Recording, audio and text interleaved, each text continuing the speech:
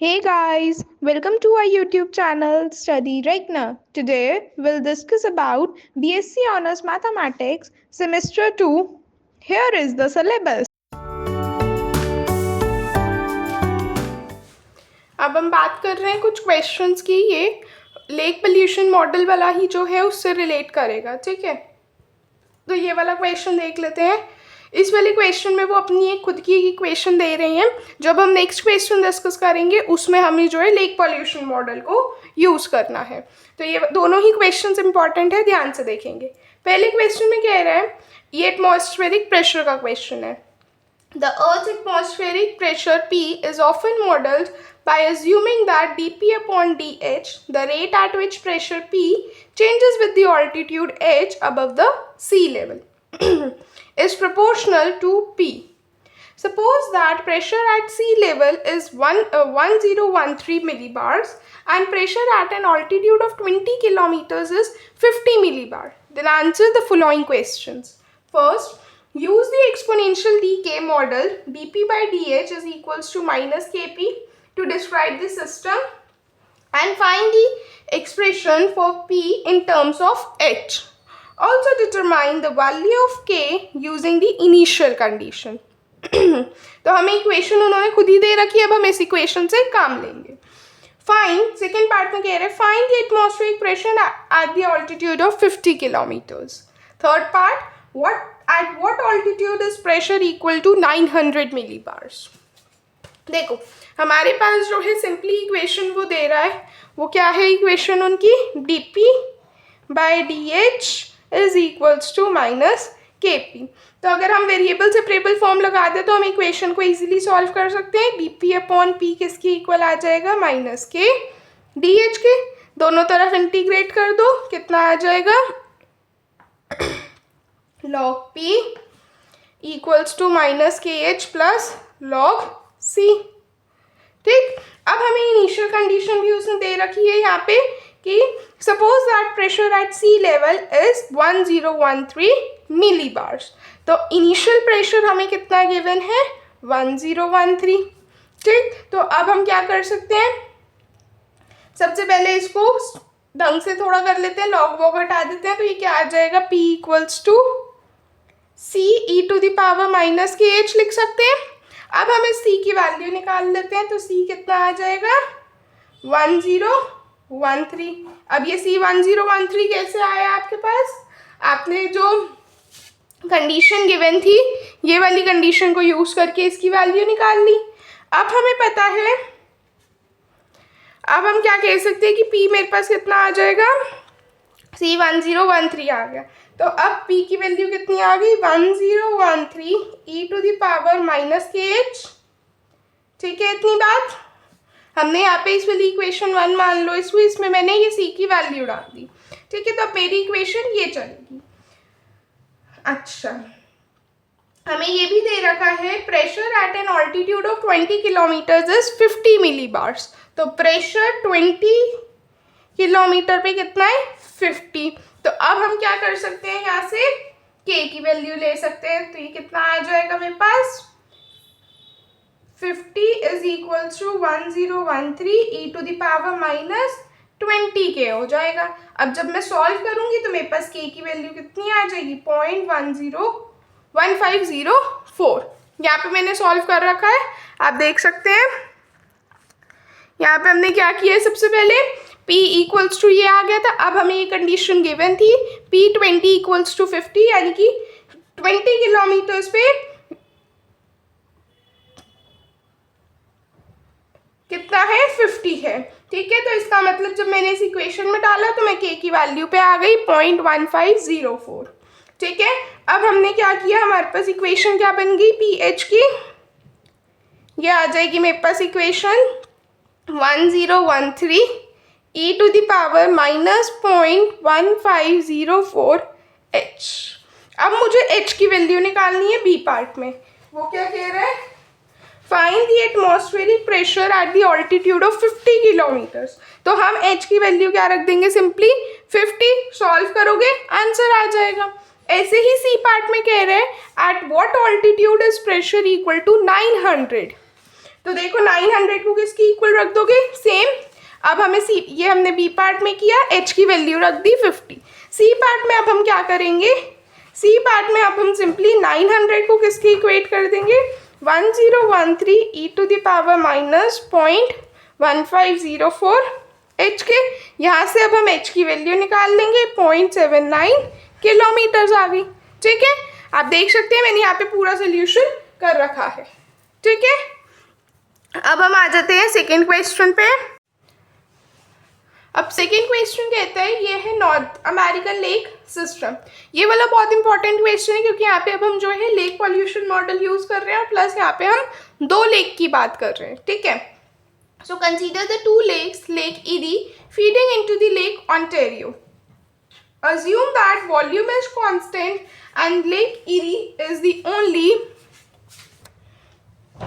source of pollution for Lake Ontario। तो सबसे पहले आपको इस टाइप के क्वेश्चन के लिए मैंने पहले भी बोला था कि आपको जो है डायग्राम बनाना चाहिए, कंपार्टमेंटल डायग्राम। तो अगर मैं ध्यान से देखूं, मैंने अभी स्टेटमेंट पढ़ी कि lake eri is only source of pollution for the lake Ontario.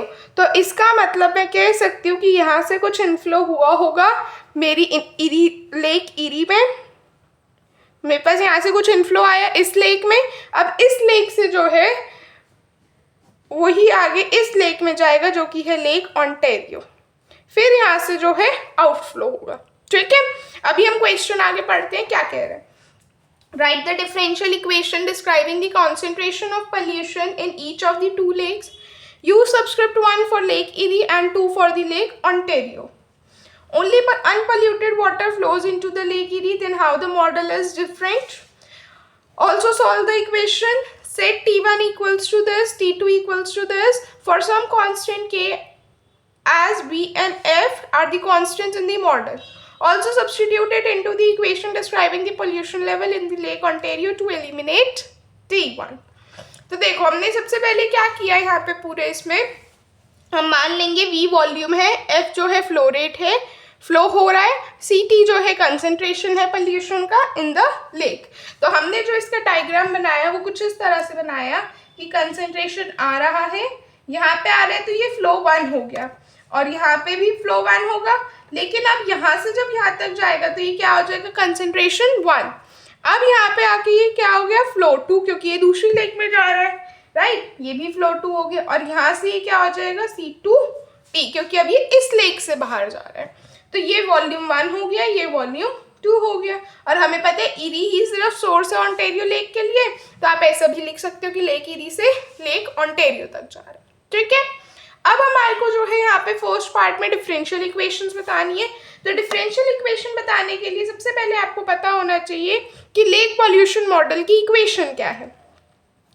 Lake pollution model की इक्वेशन आपको जाननी, पता होनी बहुत ज़रूरी है, उसके बिना आप नहीं कर पाओगे। तो लेक पॉल्यूशन मॉडल की इक्वेशन क्या कहती है, dC/dt is equals to F/V into concentration incoming minus concentration. ठीक है, अब मैं अपना फर्स्ट पार्ट इजीली कर सकती हूँ।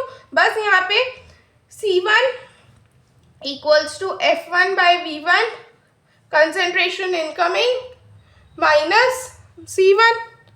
बस अब जब दूसरी इक्वेशन की बात हो रही है तो C2 हो जाएगा, यहाँ पे 1 की जगह सिर्फ 2 करते जा रहे हैं।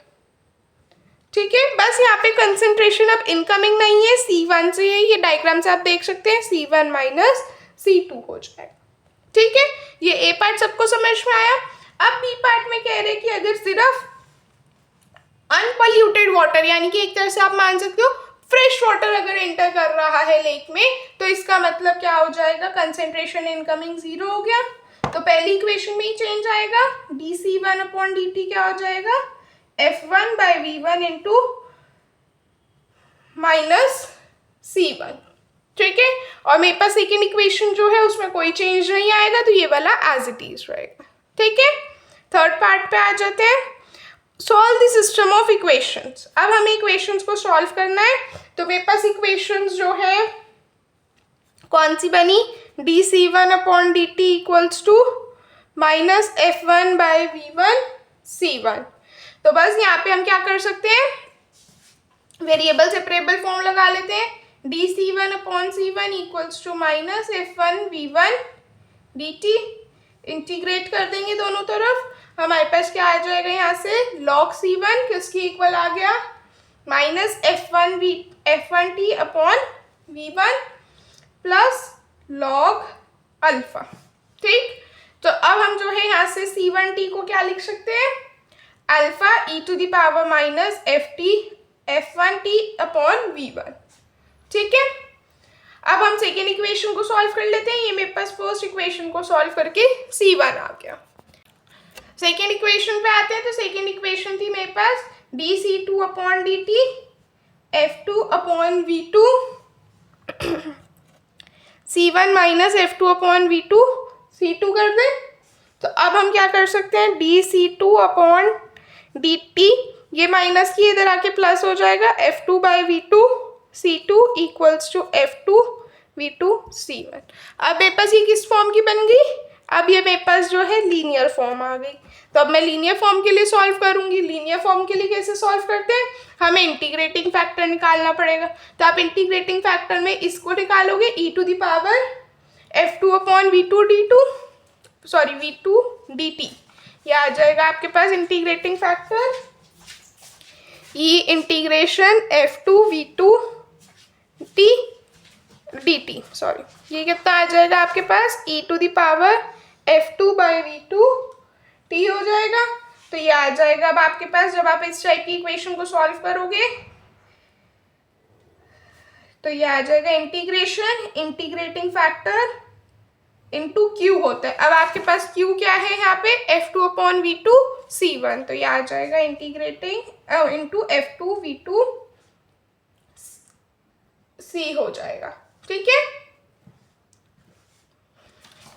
यहाँ पे ये C1 है, तो आप जो है यहाँ पे क्या कर सकते हो चेंज, या तो आप यहाँ पे C1 की डायरेक्टली ये वैल्यू डाल दो, नहीं तो अब हम यहाँ डाल देते हैं। तो ये आ जाएगा integration e⁻F2/V2 t into F2 to C1 की value alpha e⁻ minus F1t/V1। ठीक है, ये dt प्लस बीटा कर देते हैं क्योंकि हम कॉन्स्टेंट्स भी लेते हैं ना। अब आप देखो इसको, अब आप सॉल्व करोगे तो ये क्या आ जाएगा यहाँ से अल्फा F2V2, ये कांस्टेंट है तो ये बाहर आ जाएंगे अल्फा F2/V2। ठीक है, अंदर क्या बचेगा integration e⁻F2/V2 minus F1/V1 t। ठीक है, dt प्लस बीटा। इसकी बस कैलकुलेशन में ही मेन दिक्कत आती है बच्चों को, तो कैलकुलेशन ध्यान से करना। ठीक है, अब हमारे पास ये आ गया। अब हम क्या लिख सकते हैं, अब बस हम थोड़ा सा इसका इंटीग्रेशन करेंगे और अपनी C2 की वैल्यू ले लेंगे।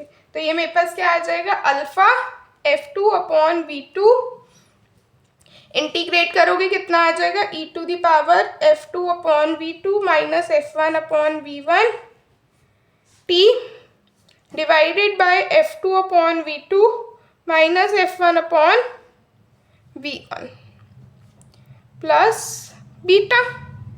तो यहाँ से जो है मेरे पास C2 कितना आ गया, ये वाला पार्ट उधर चला जाएगा तो माइनस हो जाएगा। तो मेरे पास फाइनली C2 कितना आ गया alpha F2/V2 minus F1/V1 into e⁻ minus F1/V1 t plus beta e⁻ minus F2/V2 t। ठीक है, ये मेरे पास अब जो है C2 की वैल्यू आ गई। तो हमने जो है बेसिकली इक्वेशंस को सॉल्व किया और C1 C2 की वैल्यू निकाल दी। आप यहाँ पे देख सकते हैं मैंने कर रखा है। सबसे पहले हमने डायग्राम बनाया, फिर हमने लेक पॉल्यूशन मॉडल की इक्वेशन डिफाइन की, फिर हमने अपनी इक्वेशंस लिखी जो हमारी इस मॉडल के लिए सूटेबल थी। फिर हमने देखा कि अगर सिर्फ अनपॉल्यूटेड वाटर जा रहा है तो हमारा क्या हो जाएगा कंसंट्रेशन इनकमिंग 0 हो जाएगा। तो हमने देखा फिर हमारी जो दो इक्वेशन थी उसमें क्या चेंज आया, तो दूसरी वाली में तो कोई चेंज नहीं आया, बस पहली वाली में चेंज आया, वो हमने लिख दिया। फिर हमने इन दो इक्वेशंस को सॉल्व किया। ठीक है, आप देख सकते हैं मैंने यहाँ पे बिल्कुल क्लियर सोल्यूशन कर रखा है। ठीक है, ये पूरा आपने कर रखा है।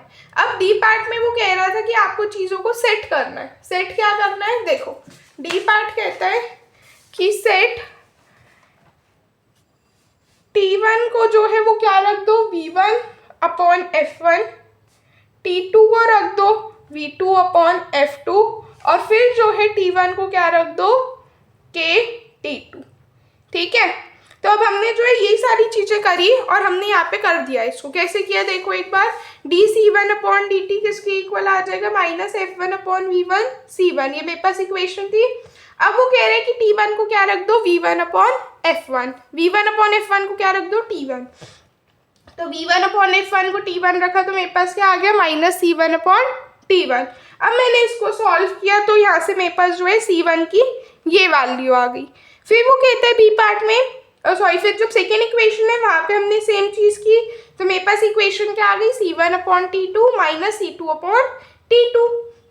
बस हमने इसको फिर से सॉल्व किया, ये फिर से लीनियर फॉर्म बन गई। हमने इसको सॉल्व किया तो मेरे पास C2 की क्या वैल्यू आ गई, ये रही C2 की वैल्यू, ये मेरे पास जो है C2 की वैल्यू आ गई। तो बस हमारा सोल्यूशन खत्म हो गया। अब आप चाहते हो तो आप आगे भी इसको सॉल्व कर सकते हो कि कोई उन्होंने इनिशियल कंडीशन दे रखी होंगी तो, ठीक है, अदरवाइज यहाँ पे भी आंसर कंप्लीट है। आई होप आपको आज का लेक्चर पसंद आया होगा। स्टिल कोई डाउट्स है आप कमेंट सेक्शन में पूछ सकते हैं। नेक्स्ट टॉपिक के लिए बने रहें, तब तक के लिए चैनल को लाइक करें, शेयर करें और सब्सक्राइब करें। Thank you everyone.